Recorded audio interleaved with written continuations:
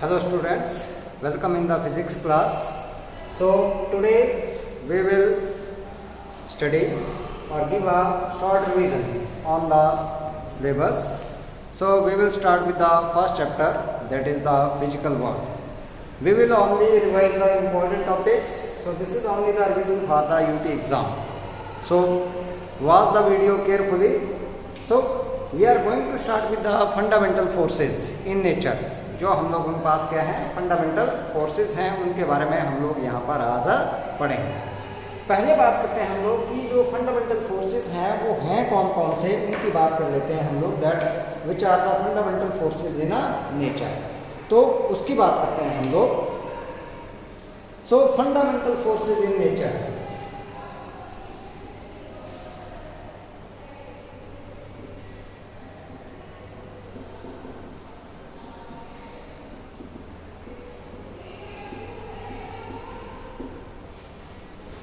हमारे पास fundamental forces हम लोगों ने बात की थी कि there are four forces in nature which are fundamental forces in nature.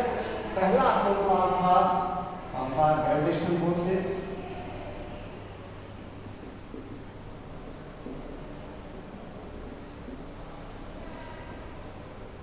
Second one weak nuclear forces.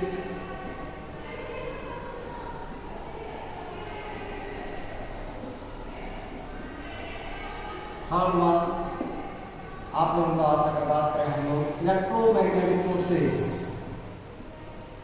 Electromagnetic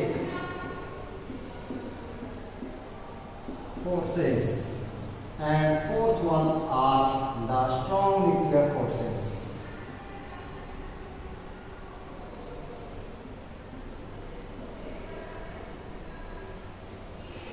ये जो फोर्सेस हैं, ध्यान दें अब आप लोग, these are in the order of increasing order of their strength।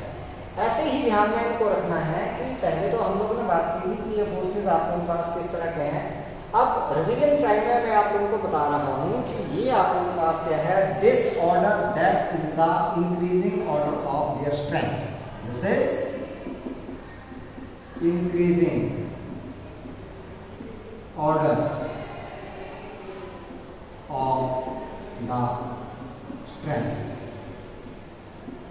It means that in all these forces, in चारों forces में अगर हम लोग देखें, then the gravitational force is the weaker force। इन चारों में सबसे weaker force कौन सा आ गया, gravitational force। फिर उससे stronger आ गया weak nuclear force, और उससे stronger आपके पास आ गया कौन सा, electromagnetic force, और उसके बाद आपके पास कौन सा आ गया, that is the strong nuclear force। अगर हम लोग इनकी strength की बात करें तो अगर रेशो की बात कर रहे हैं हम लोग, तो आपके पास ये रेशो आती है कितनी, 1 ग्रेविटेशनल फोर्स के लिए 1 ratio 10⁻25। It means that weak nuclear forces, these are 10⁻25 times stronger than that of gravitational forces. Then this is 10⁻36। It means electromagnetic forces, these are 10⁻36 times stronger than that of gravitational forces। Then last one is 10⁻38। It means that the strong nuclear forces, these are 10⁻38 times stronger than that of the gravitational forces। तो इस तरीके से आपके पास सबसे ज्यादा जो strong forces हैं आपके पास, these are which one, that is the strong nuclear forces। अब बात करते हैं हम लोग इनकी प्रॉपर्टीज के बारे में थोड़ा सा। ये जो की पॉइंट्स हैं, मैं सिर्फ बात कर रहा हूँ किसकी, की पॉइंट्स की, जो आप लोगों ने याद रखने हैं, जहाँ से आपके पास क्वेश्चंस पूछे जाते हैं। ग्रेविटेशनल फोर्सेस के लिए आप लोगों ने अगर हम लोग बात करें कि according to Newton's law of gravitation, हम लोगों ने बात की थी यहाँ पर ग्रेविटेशनल फोर्स के लिए, that the force of attraction between the two bodies और two masses that is equal to G m1 m2 upon r square. ये बात की थी हम लोगों ने, ऐसे ही लिखा था, where g is the universal gravitational constant. तो हमने यहाँ पर बोला गया था कि that these gravitational forces, these are the long range forces। ये फोर्सेस कैसे हैं, लॉन्ग रेंज फोर्सेस। और इसका एग्जांपल मैंने दिया था कि हमारे सोलर सिस्टम में all the planets these revolve around the sun only due to the gravitational forces. Sun और अर्थ के बीच में जो फोर्स लग रहा है, that is which one, that is the gravitational force. It means that these forces are long range forces. आप लोगों के पास आ गए, ठीक है। These forces, these obeys inverse square law. आपके पास F that varies inversely as R square. It means that these forces that obeys inverse square law. Inverse square law को क्या करते हैं आपके पास ये obey करते हैं. These forces are central forces. कौन से forces आ गए आपके पास? Central forces.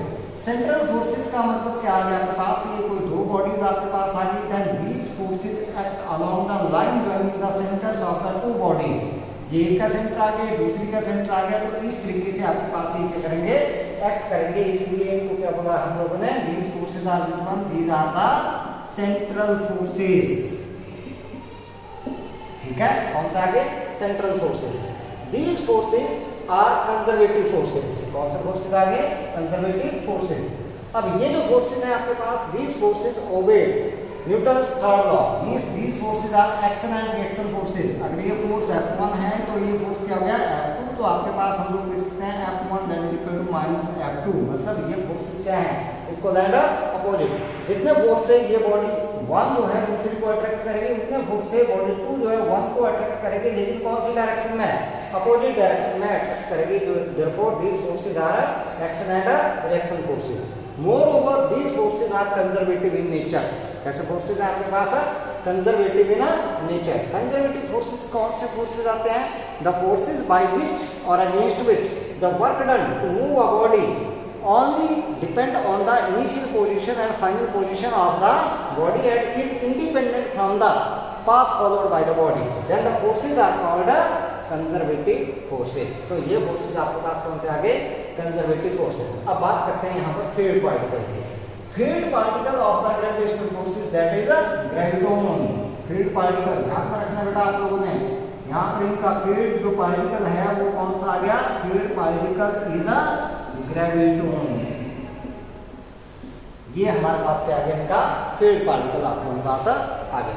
तो ये हमारे पास हो गया. एक चीज और, that gravitational forces this do not depend on the shape and size of the body. Shape और साइज से क्या है? इंडिपेंडेंट है. And it also independent from the nature of the medium in which the bodies are placed. कि कौन से medium में bodies को हम लोगों ने रखा है, उससे भी आपके पास ये क्या है? इंडिपेंडेंट है. तो अब बात करते हैं हम लोग दूसरा कौन सा? Weak nuclear forces.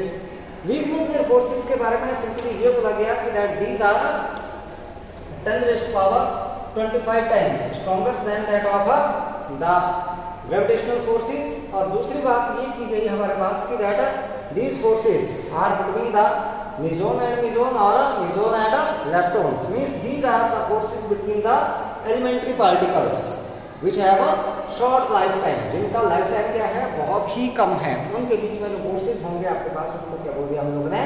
Weak nuclear forces बोल दिया. और इनका जो आपके पास फील्ड पार्टिकल है वो आपके पास क्या आगे? दैट आर द पाई मेसोन्स. हम लोग ऐसा बोल सकते हैं या बोल सकते हैं. वैसे स्ट्रॉन्ग न्यूक्लियर फोर्सेज में आते हैं, वैसे इनके बारे में ज़्यादा स्टडी अभी तक का की नहीं गई है. नेक्स्ट वन आते हैं इलेक्ट्रोमैग्नेटिक फोर्सेज. इलेक्ट्रोमैग्नेटिक फोर्सेज आप लोगों के पास आते हैं किसके बीच में? The forces between the charges that are known as the electromagnetic forces. अब चार्जेस क्या होते हैं आपके पास? When the charge is at rest then it only produce the electric field, electrostatic field. When the charge is in motion then it produce the magnetic field also. When the charge that accelerates, then it produces the electromagnetic waves. It means the moving charge that is the source of electric field as well as a magnetic field. So when the charge moved, तो ये आपके पास कौन सी field इसने produce कर दी? Magnetic field produce कर दी. So when a charge enter in this field then it experience a force. That force is known as a electromagnetic force. ठीक है. तो इलेक्ट्रोस्टैटिक फोर्स की बात करें तो electrostatic force between the two charges that was given by in free space is 1/4πε0 q1 q2 upon r square. अभी इसके बारे में ज़्यादा जानने की कोशिश हम लोगों ने नहीं कर रहे हैं. सिंपली हमारे पास ये रिलेशन आ गया. इसका मतलब ये फोर्सेस मीडियम के ऊपर भी डिपेंड करते हैं आपके पास, क्योंकि ये आपके पास आ गया. ठीक है. ε0 that is for the free space. अगर फ्री स्पेस नहीं आता है यहाँ पर तो ε आपके पास आएगा. अब यहाँ से भी अगर देखें हम लोग तो F that varies inversely as R square. These forces are क्या? These obeys inverse square law. Moreover, these forces are also central forces. कैसे forces आएंगे आपके पास? Central forces आएंगे. These forces are also conservative forces. कौन से forces हो गए आपके पास? कंजर्वेटिव फोर्सेस हो गए। मोर ओवर आप लोगों के पास यहां पर फील्ड पार्टिकल की बात करनी है हम लोगों ने। जो फील्ड पार्टिकल है इस केस में, field particle in these forces that is photon.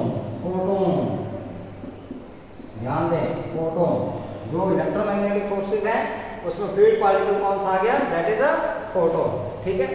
Last one आपके पास आते हैं strong nuclear forces. These are the forces by which the nucleons, nucleons means आप लोगों के पास proton and electrons, these bind together in the nucleus. अब आपके पास प्रोटॉन्स पता ही है क्या हैं, पॉजिटिवली चार्ज हैं, वो भी किसमें हैं, न्यूक्लियस में रह रहे हैं। और neutrons, these are neutral, these lie also in the nucleus. अब प्रोटॉन क्या करते हैं, एक दूसरे को रिपेल करते हैं। In spite of the force of repulsion these lie in the nucleus due to the strong nuclear forces. Strong nuclear forces, these are 10 raised to power 38 times stronger than that of the gravitational forces and 10 raised to power 2 times stronger than that of the electromagnetic forces. अब ये जो forces हैं आपके पास, these do not obey inverse square law, these are not the conservative forces। ये आपके पास conservative forces नहीं है आपके पास, ठीक है। इसमें आपके पास ये क्या करते हैं, saturation property को obey करते हैं। These only interact with the neighboring nucleon जो आपके पास साथ वाला है, मतलब प्रोटॉन जो है आपके पास किसके साथ है, अगर पड़ोस में प्रोटॉन है तो प्रोटॉन के साथ भी इंटरेक्ट कर सकता है। अगर आप न्यूट्रॉन है तो न्यूट्रॉन के साथ भी क्या कर सकता है, इंटरेक्ट कर सकता है। ठीक है। अब क्योंकि ये प्रोटॉन और प्रोटॉन के बीच में भी हो सकता है, प्रोटॉन और न्यूट्रॉन के बीच में भी हो सकता है, न्यूट्रॉन और न्यूट्रॉन के बीच में भी हो सकता है। It means that these forces are independent from the charge on the bodies. उनसे क्या हो गए, इंडिपेंडेंट हो गए। अब यहाँ पर फील्ड पार्टिकल की बात करें अगर हम लोग इसमें स्ट्रॉन्ग न्यूक्लियर फोर्सेस में, तो स्ट्रॉन्ग न्यूक्लियर फोर्सेस जो फील्ड पार्टिकल है आपके पास, that is field particle in the strong nuclear forces that is pi meson. Pi meson आप लोगों के पास आ जाएगा। तो ये आप लोगों ने फर्स्ट चैप्टर से ध्यान में रखना है। इनकी जो प्रॉपर्टीज है बेटा आप लोगों ने एक बार पढ़ लेनी है। यहाँ से क्वेश्चन जो है आपके पास आ सकता है। फंडामेंटल फोर्सेस आप लोगों ने अच्छे तरीके से करने हैं और इनको आप लोगों ने फील्ड पार्टिकल और इनका जो नेचर है आप लोगों के पास, तो उसके बारे में आप लोगों ने एक बार स्टडी करना है। बिल्कुल अच्छे तरीके से आप लोगों ने स्टडी कर लेना है इसके बारे में, ठीक है। अब बात करते हैं सेकंड में। सेकंड चैप्टर में हम लोग बात कर रहे थे डायमेंशंस की। डायमेंशनल फार्मूला आप लोगों ने करना है। हम लोग रिवीजन क्लास में भी कुछ कर रहे थे, तो उसमें कुछ क्वेश्चंस थे हमारे पास डायमेंशनल फार्मूला से रिलेटेड। कुछ क्वेश्चंस हम लोग कर रहे थे जिसमें हम लोगों ने क्वेश्चंस करने थे related to the question that we have to find out the dimensions of some constant. कुछ कांस्टेंट्स के हम लोगों ने डायमेंशंस जो हैं वो फाइंड आउट करने हैं, ठीक है।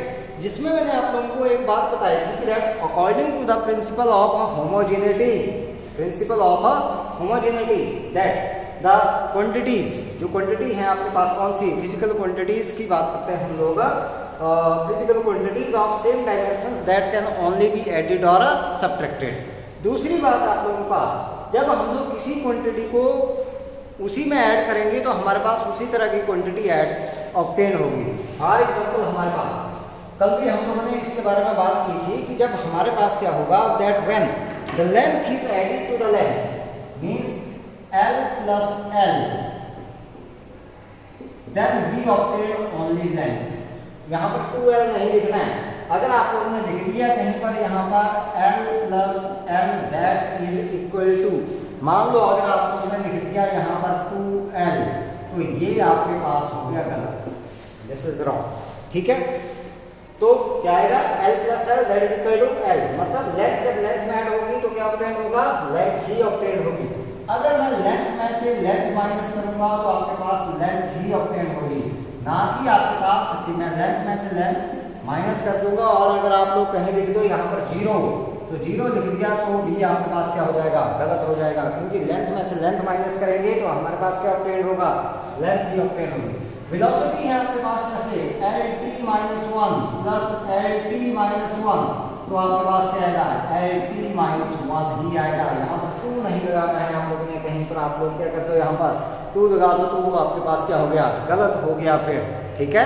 तो यहाँ पर इस चीज़ का आप लोगों ने ध्यान रखना है कि जब भी आपके पास क्या होगा, that the quantities of same dimensions that can only be added.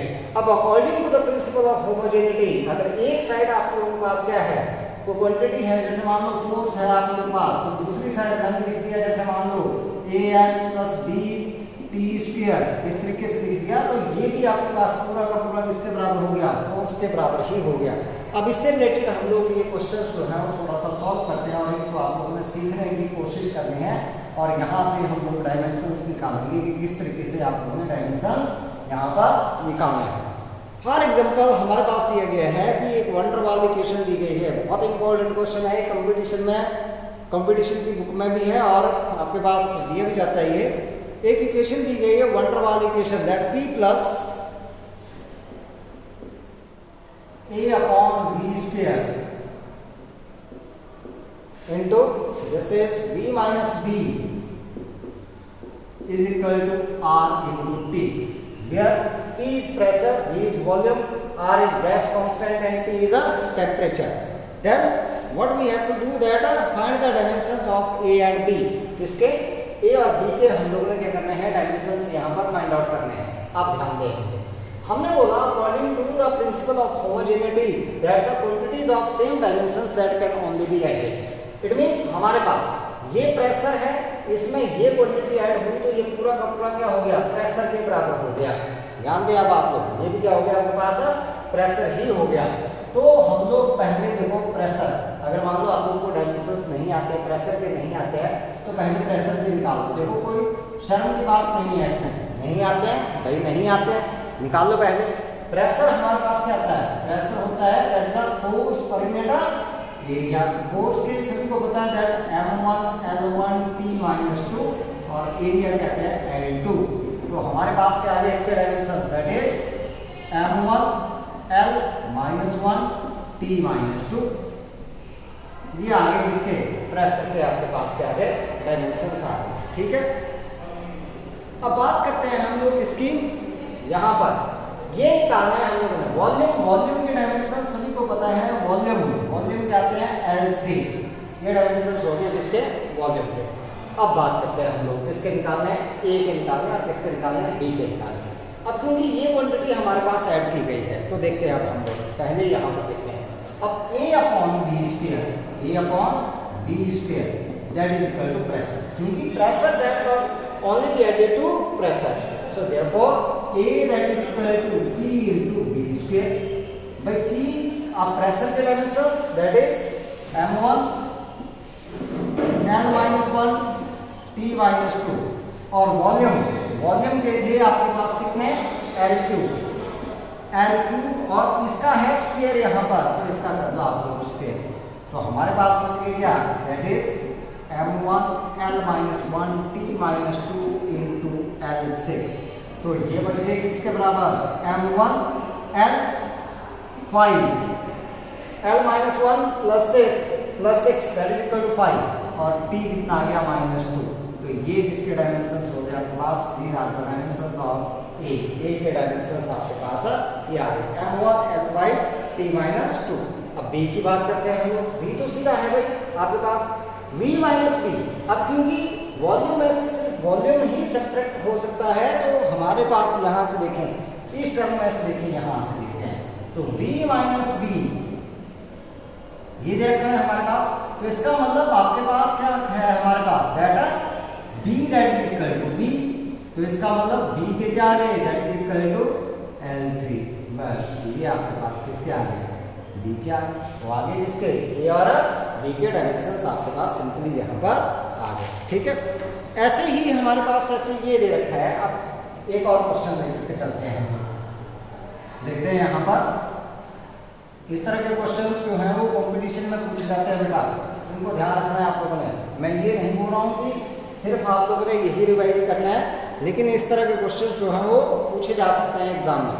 Right the dimensions of A and B in the relation P is equal to, आपके पास क्वेश्चन दे रखा है that P is equal to B minus x square upon AT, ये आपके पास दे रखा है P is equal to B minus x square upon A into t, where p is power. यहाँ पर क्या दे रखा है, पी इज पावर। ये मैं कल की बात आप लोगों को समझाने की कोशिश कर रहा था कि दैट पी इज पावर। यहाँ पर पी प्रेशर भी दिया जा सकता है, तो इसको ध्यान से समझना है। X is the distance, T is the time, find the dimensions of A and P, ये पूछा गया है हमारे पास। अब पावर के फिर से देख लेते हैं, भाई पावर है हमारे पास, पहले पावर के निकाल लेते हैं डायमेंशंस हम लोग। पावर क्या आता है, work done per unit time, work done के पता ही है m1 L2 t-2 upon this one that is time t, तो आपके पास आ गए m1 L2 t-3, ये आगे किसके, पावर के आपके पास डायमेंशंस आ गए। x के तो l ही आएगा आपके पास, कितनी डिस्टेंस है आपके पास, तो x के डायमेंशंस आपके पास किसके बराबर है, l के बराबर है, तो x स्क्वायर के किसके बराबर आ जाएंगे, L2 के बराबर आ जाएंगे। x square that is equal to L2 के बराबर आपके पास डायमेंशंस आ गए, और टाइम के t के बराबर आपके पास डायमेंशंस आ गए।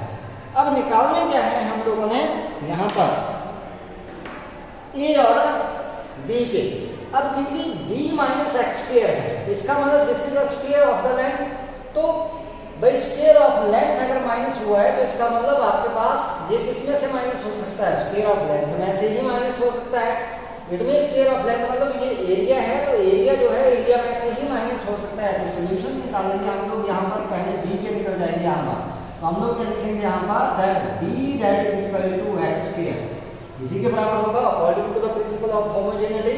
तो हम लोग क्या लिख देंगे यहाँ पर, b that is equal to इसके बराबर L2 के बराबर, बस आगे डायमेंशंस हमारे पास ठीक है निकल गए।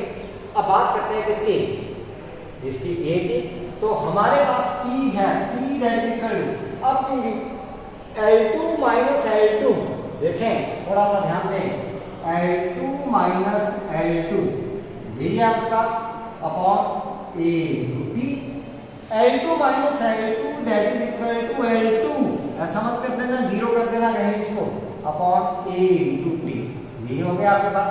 निकालने किसके हम लोगों ने, a के चाहिए हम लोगों को, तो मैंने लिख दिया इसको L2 upon p into T के बराबर। अब रख दो इसकी वैल्यू यहाँ पर, यहाँ गया L2 अपॉन यहाँ पर p पावर के है आपके पास m1, तो सॉरी पावर नहीं, हाँ पावर था, m1 L2 t-3 और यहाँ पर साथ में लिख दिया t, यस वन t1 आपके पास आ गया। तो a के dimensions a is equal to, यहाँ से देखें अगर हम लोग, तो ये आ गया L2 अपॉन, यहाँ पर देख लो m1, ये l कितना हो गया बेटा आपके पास, L2 है, और ये t आपके पास बच गया कितना, -2। अब इस सारे को ले जाओ ऊपर, m ऊपर जाएगा तो पावर आ जाएगी -1, l अगर आपके पास ऊपर जाएगा तो L2 नीचे है, L2 आपके पास ऊपर है, तो ये हो गया आपके पास कितना, L0, और t आ गया 2। तो इसको ऐसे लिख दो, चाहे आप लोग ऐसे लिख दो, a is equal to m-1t2, ऐसे लिख दो, कोई दिक्कत नहीं है आपके पास, इस तरीके भी से भी चल पड़ेगा आपके पास। ये आपके पास डायमेंशंस हो गए, इसके a के डायमेंशंस हो गए, ठीक है। ऐसे ही एक क्वेश्चन और लेकर के चलते हैं हम लोग। चलो नेक्स्ट वन बात करते हैं हम लोग।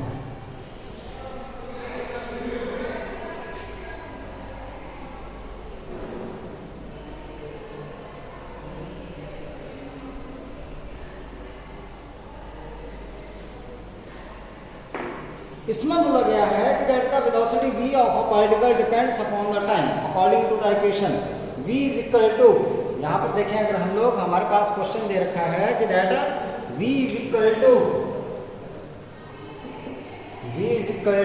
a plus dt plus c upon d plus t। यहाँ पर बात करते हैं हम लोग, इसकी बात कर लेते हैं। यहाँ पर हम लोगों ने क्या करना है, that we have to find out the dimensions of a b c and d। देखते हैं हम लोग क्या है इसका सोल्यूशन, देखते हैं हम लोग सोल्यूशन। ये सारा v के बराबर है, इसका मतलब a b v के बराबर, b into t that is also equal to v, c upon d plus t that is also equal to v। सब कुछ हो गया किसके बराबर, v के बराबर। तो पहले निकाल लेते हैं a के, a is equal to b, तो a के dimension that is equal to L1t minus 1। आगे डायमेंशन ये क्या हो गया। Next one b into t that is also equal to b, so b into t that is equal to b, so b that is equal to b upon t। So यहाँ से देखते हैं b that is equal to b के है L1t minus 1 upon t, तो ये आ गया आपके पास L1t माइनस 2। ये ऊपर गया तो आपके पास पावर आ गई, यहाँ पर कितने गई 1, ऊपर चली गई तो पावर कितने हो गई -2 हो गई। ठीक है। नेक्स्ट वन, यहाँ से पहले इसकी निकालो d की। d जो है वो t में प्लस हो रहा है, इसका मतलब d के जो डायमेंशंस है that is the same as the dimensions of t, मतलब ये टाइम में ऐड हो रहा है, इट मींस टाइम में टाइम ही ऐड हो सकता है, तो हम लोग पहले निकाल लेंगे d के, तो d that is equal to t, it means आपके पास d के जो डायमेंशंस है that is equal to time, ये आपके पास आ गया। अब मैं यहाँ से लिख दूँ क्या, दैट c अपॉन t ऐसे लिखूंगा मैं, क्योंकि t plus t that is equal to t time के बराबर ही आएगा, that is equal to b, ये आ गया b के बराबर। So c that is equal to b into t, so c that is equal to l t minus 1 into t, ये 1 ही है आपके पास, so c that is equal to l के बराबर आपके पास आ गया। बस ये आपके पास डायमेंशंस आपके पास आ गए। ठीक है, तो इस तरीके से आप लोग जो है वो डायमेंशंस निकाल सकते हो। चलो कल एक क्वेश्चन कर रहे थे हम लोग, कल जो है वो विजिबल नहीं था आप लोगों को, तो उस क्वेश्चन को एक बार फिर से देख लेते हैं हम लोग, उसकी बात करते हैं हम लोग। हमारे पास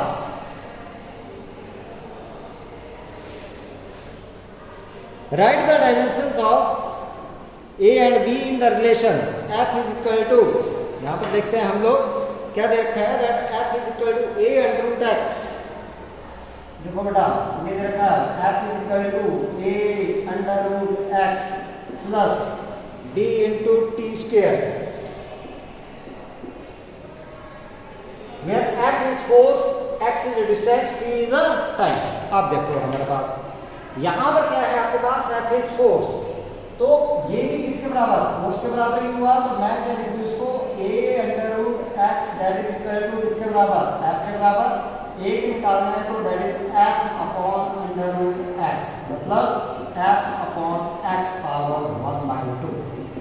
f आप लोगों के पास फोर्स है तो मैं इसको लिख दूँ m1 L1t माइनस 2, फोर्स के डायमेंशंस, और l पावर 1/2। सो a आपके पास आ गया m1 L1 माइनस 1/2, तो बच गया 1/2, और t माइनस 2 आपके पास आ गया, ये आपके पास आ गए डायमेंशंस। ठीक है, तो ये हो गए आपके पास किसके, a के डायमेंशंस अगर निकाले हम लोग तो आगे m1 L1/2 t minus 2। b के निकाले तो देखें b into t square that is also equal to f, so b that is equal to f upon t square, so m1 L1t minus 2 upon t2, तो हमारे पास आ गया m1 L1t minus 4, ये आपके पास आ गए। सो b के डायमेंशंस की बात करें तो b के डायमेंशंस हमारे पास निकाल दिया हम लोगों ने। कई बार क्या पूछा जाता है कि आप लोगों ने डायमेंशंस निकालने हैं, a अपॉन b के डायमेंशंस आप लोगों ने यहाँ पर निकालने हैं। ठीक है, तो a अपॉन b के निकालने हो तो वैसे निकाल दो, आप क्या कर दो, इसको डिवाइड कर दो, तो a अपॉन b, कई बार ऐसे पूछ लिया जाता है find the dimensions of a upon b, तो a के लिए आपके पास क्या है m1 L1/2 t minus 2 upon m1 L1 t minus 4। ठीक है, तो यहाँ से देखिए तो आ गया m0, ये देखो m1 कट गया आपके पास, यहाँ से पावर 1 जाएगी तो half minus 1 that is minus half l minus 1/2, और यहाँ से t आपके पास कितना जाएगा t2, ये आपके पास डायमेंशंस आ गए किसके, that is a upon d के डायमेंशंस आपके पास आ गए। तो इस तरीके से आप लोगों ने जो है वो डायमेंशंस जो है यहाँ पर निकालते हैं। ठीक है, सिग्निफिकेंट फिगर्स की बात करते हैं हम लोग थोड़ा सा। सिग्निफिकेंट फिगर्स, देखो सिग्निफिकेंट फिगर्स आप लोगों ने काउंट कर रखे हैं, रूल्स आप लोगों को आते ही हैं कि that the number of the reliable digits plus 1 non significant digit, plus 1 uncertain digit, that is known as a significant digit. ठीक है, रिलायबल मतलब जिनको भी जो पक्का ये है कि आएंगे आपके पास डिजिट प्लस एक आप लोगों के पास अनसर्टेन डिजिट, उनको हम लोग क्या बोल देते हैं, that are known as a significant figures. लेकिन काउंट करने की बात करते हैं हम लोग, जब भी हम लोगों ने क्या करनी है, we have to calculate the significant figures. तो एक रूल हमारे पास आता है कि that in the number without decimal the trailing zeros are not significant.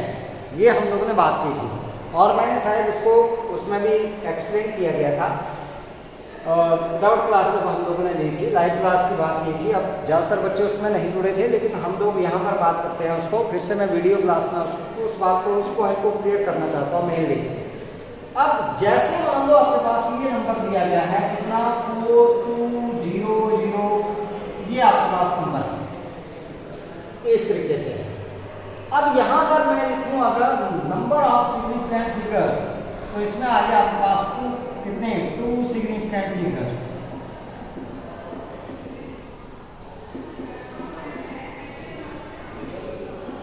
लेकिन अगर आप लोगों के पास this quantity is a measured quantity, measured quantity का मतलब क्या हो गया आपके पास, इसके साथ लग गया अगर यूनिट, यूनिट का मतलब आपके पास हो गया कितना, 4200 किलोग्राम लिख दिया मैंने साथ में।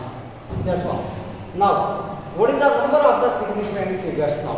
अब हम लोगों ने क्या करना है, इसको इसके लिए रूल बोला जाता है कि that right this in the scientific notation.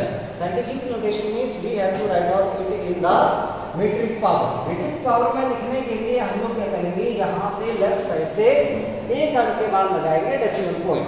तो डेसिमल पॉइंट लगाएंगे तो हमारे पास आ जाएगा 4.200 इंटू 10⁻³ ये हमारे पास आएगा, और साथ में आ गया किलोग्राम। नाउ दिस जो मल्टीप्लायर आता है 10 का, दिस इज नेवर सिग्निफिकेंट, ये आपके पास सिग्निफिकेंट नहीं होगा, दिस इज नॉट सिग्निफिकेंट। लेकिन अब यहाँ पर ये जो सिग्निफिकेंट है, आफ्टर डेसिमल आ रही है जीरो, इसका मतलब ये क्या हो गया आपके पास, these zeros these are significant. तो यहाँ पर आपके पास नंबर ऑफ सिग्निफिकेंट फिगर्स कितने आ गए आपके पास, 4 सिग्निफिकेंट फिगर्स, 4 सिग्निफिकेंट फिगर्स, ये आपके पास आ गए। नंबर ऑफ सिग्निफिकेंट फिगर्स कितने आ गए बेटा आपके पास, 4 आ गए, 4 सिग्निफिकेंट फिगर्स आपके पास आ गए। तो जब भी आपके पास कोई क्वांटिटी है मेजर्ड क्वांटिटी का मतलब है आपके पास जब यूनिट लगे हैं, यूनिट का मतलब है जैसे आपके पास 5200 मीटर लगा दिया मैंने, ठीक है, या आपके पास 4700 किलोग्राम आप लोगों के पास लगा दिया, ठीक है, या मेरे पास आ गए यहाँ पर 20 सेकेंड आ गए, इस तरीके से। तो आप लोगों ने क्या करना है, जो लास्ट की जीरो हैं उनको भी क्या करना है, आप लोगों ने सिग्निफिकेंट लेकर के चलना है। कुल मिलाकर के बात ये हो गई कि उनको भी क्या करना है, आप लोगों ने सिग्निफिकेंट लेकर के चलना है। लेकिन अगर यहाँ पर आपके पास, तो इसमें आपके पास कितने आ गए, नंबर ऑफ सिग्निफिकेंट फिगर्स 4, इसमें भी कितने आ गई 4, और इसमें कितने आ गई 2 आ गई। लेकिन अगर आपके पास ये यूनिट नहीं है, मतलब आपके पास ये मेजर्ड क्वांटिटीज नहीं है, तो आपके पास सिंपली क्या लिखा है, जैसे 5200 लिखा है, 4700 लिखा है, या सिर्फ 20 लिखा है, तो यहाँ पर नंबर ऑफ सिग्निफिकेंट फिगर्स 2, यहाँ पर भी कितने 2, और यहाँ पर कितने आ गई 1। तो ट्रेलिंग जीरो जो है आपके पास सिग्निफिकेंट नहीं आएंगे। यहाँ पर आपके पास सबसे बड़ा कंफ्यूजन आता है, ठीक है, तो इसको आप लोगों ने दूर करना, और यहीं से कंपटीशन में जो है वो क्वेश्चन पूछा जाता है, इसके लिए write down the number of significant figures, और बच्चे इसके लिए लिख के आते हैं 2 लिख करके आते हैं, वो हो जाता है गलत। नहीं करना है आप लोगों ने, यहाँ से ध्यान रखना है, अगर ये यूनिट लिखे हैं साथ में, तो ट्रेलिंग जीरो क्या करनी है आप लोगों ने, साथ में जोड़ना है उनको, सिग्निफिकेंट फिगर्स में क्या करना है, उनको इंक्लूड करना है, आप लोगों ने करना ही है आप लोगों ने, ठीक है। तो ये बात आप लोगों के पास हो गई यहाँ पर, ठीक है। अब बात करते हैं हम लोग नेक्स्ट वन। एरर से मैंने बताया था आप लोगों को कि परसेंटेज एरर, जो आप लोगों के पास रेज़ टू पावर 10 वाला जो क्वेश्चन था, वहाँ से क्वेश्चन पूछा जाता है कंपटीशन में, ठीक है, एरर। बाकी आप लोग कर लेना, एरर का कोई दिक्कत नहीं है, लेकिन जो आप लोगों के पास रेज़ टू पावर की बात है, वहाँ से बात करते हैं हम लोग कि वहाँ से क्वेश्चन पूछा जाता है, तो एक आधा क्वेश्चन हम लोग वहाँ से कर लेते हैं। जैसे मान लो आपके पास ये क्वेश्चन दिया गया है, रेस्ट पावर में हम लोग ऐसे करते हैं, जैसे मान लो आपके पास कोई फंडामेंटल क्वांटिटी दे रखी है x, that is measured as x is equal to a power l b power m upon c power n, ऐसे दे दिया गया आपके पास, ठीक है। Right the which one, that is the fundamental error in x, sorry fractional error in x, fractional error in x। Fractional error जब भी इसमें लिखनी है तो रेस्ट पावर आ गया, इसमें आप लोगों ने प्लस माइनस का यूज नहीं करना है, बीच में कभी नहीं करना है। जब भी लिखना है आप लोगों ने, चाहे पावर आपके पास माइनस में दे रखी हो, प्लस में दे रखी हो, कुछ भी लेना देना नहीं है आप लोगों को। सिंपली क्या करो बेटा, यहाँ से लिख दो delta x upon x is equal to, क्या करो, प्लस माइनस यहाँ पे लगा दिया। पहले लिखनी है पावर l लिख दिया आप लोगों ने, फिर देखना है ये क्या है, a है, तो लिख दो डेल्टा a अपॉन a, फिर क्या करो, प्लस लगा दो, फिर प्लस लगाना है आप लोगों ने, कुछ नहीं करना है। आगे अब माइनस आएगा ही नहीं आपके पास, नहीं आएगा, बिल्कुल नहीं आएगा, चाहे पावर प्लस में है चाहे माइनस में है, आप लोगों ने माइनस साइन का यूज करना ही नहीं है। फिर पावर कितनी है, m है आपके पास, फिर क्या लिखोगे, डेल्टा b अपॉन b, फिर plus n into delta c upon c आपने लिख दिया यहाँ, ठीक है। ये हो गया आपके पास फ्रैक्शनल एरर। अगर आप लोगों ने यहाँ से निकालनी है क्या, परसेंटेज एरर, तो क्या कर दो, इसको 100 से मल्टीप्लाई कर दो, इसको भी क्या कर दो, 100 से मल्टीप्लाई कर दो, आपके पास क्या निकल जाएगी, परसेंटेज एरर निकल जाएगी। जैसे मान लो आपके पास क्वेश्चन दे रखा है इस तरीके से, दो क्वेश्चन मैं आपके पास करके दे रहा हूँ यहाँ पर। फॉर एग्जाम्पल आपके पास ऐसे दे रखा है, a physical quantity x that is calculated from the relation x is equal to a square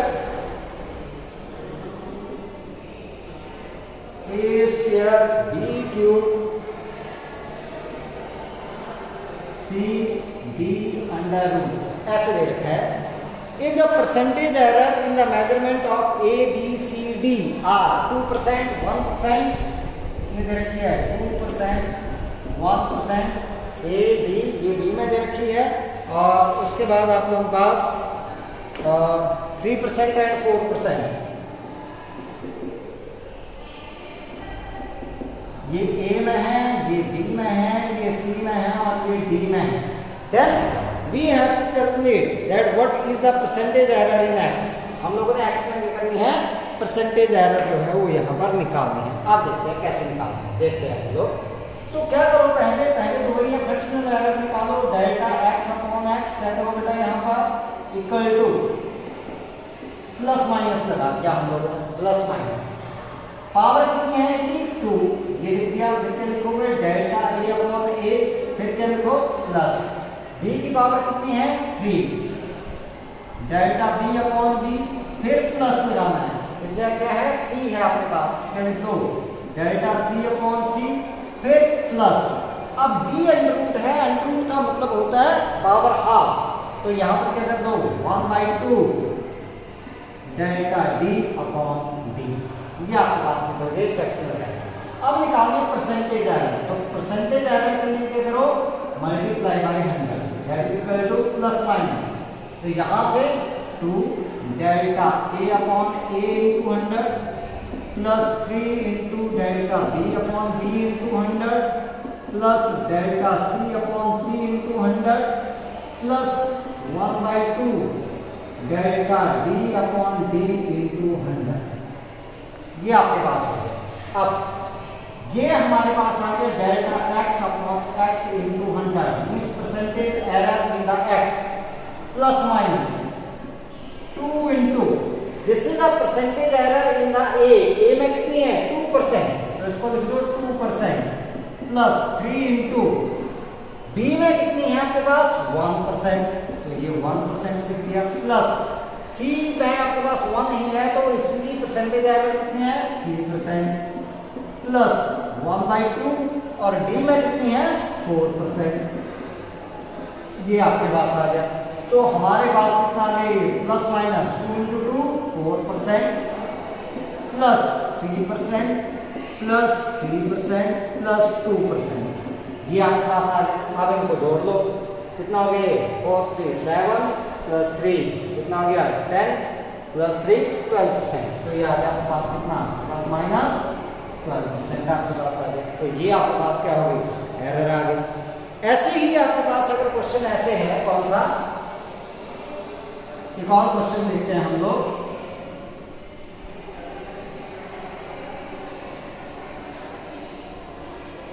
जी में देखते हैं हम लोग, जी की वैल्यू को कैलकुलेट किया गया है। Data calculate the percentage error in the determination of g. G आपके पास दिया गया है, this one g that is equal to 4 pi square L upon T square, ठीक है। When L and T are measured with plus minus 2%, L में ये error है और टी जो है वो, उसमें जो एरर है वो है प्लस माइनस 3%। इस एरर के साथ इनको जो है वो क्या किया गया, मेजर किया गया रिस्पेक्टिवली, ठीक है। अब इसमें बोला गया कि हम लोग ने जी की कैलकुलेशन में एरर निकालनी है। तो क्या करो बेटा, यहाँ पर सबसे पहले अगर हम लोग इसका सोल्यूशन निकालें तो हम लोग निकालेंगे यहाँ पर क्या, डेल्टा जी अपॉन जी, इसकी बात करते हैं, दैट इज इक्वल टू, अब ये 4 पाई स्क्वायर है, इसको नहीं लेना है हम लोगों ने, इसको नहीं लेना है। जब एरर आती है मेजरमेंट में, ये जो फार्मूले में है आपके पास कांस्टेंट है, तो कांस्टेंट में क्या एरर आएगी, नहीं आएगी आपके पास। तो क्या करो, यहाँ पर लिख दो प्लस माइनस, एल है आपके पास 1 ही है, इसकी पावर तो डेल्टा एल अपॉन एल, फिर प्लस लगाएंगे, टी की पावर कितनी है 2, फिर क्या लिखोगे, डेल्टा टी अपॉन टी, ये लिख दिया हमने। अब क्या करना है, परसेंटेज एरर निकालनी है, delta g upon g into 100 is equal to plus minus delta l upon l into 100 plus 2 into delta t upon t into 100। यहाँ की परसेंटेज एरर आ गई, तो plus minus delta l upon l into 100, मतलब percentage error in the calculation of l कितनी है 2%, plus into delta t upon t कितनी है 3%, सो 3%। तो कितना हो गया आपके पास, प्लस माइनस 2% प्लस 6%, तो कितना आ गया आपके पास, दैट इज प्लस माइनस 8%। तो इस तरीके से आप लोग क्या कर सकते हो, ये एरर जो है वो कैलकुलेट आप लोग कर सकते हो। तो इस तरीके से आप लोगों ने थोड़ा सा ये रिवाइज करना, थोड़ी सी मैंने कोशिश की है। कल अगले लेक्चर में मैं आप लोगों को बताऊंगा थोड़ा सा जो काइनेमेटिक्स है उसके चैप्टर को लेकर के चलूँगा, और थोड़ा सा ग्राफ्स के बारे में मैं आप लोगों को क्लियर करूँगा चीज़ों को, ठीक है। आज के लिए इतना ही है, इसको आप लोगों ने थोड़ा सा रिवाइज करना है, जस्ट थोड़ा सा रिविजन था आप लोगों के लिए, ठीक है।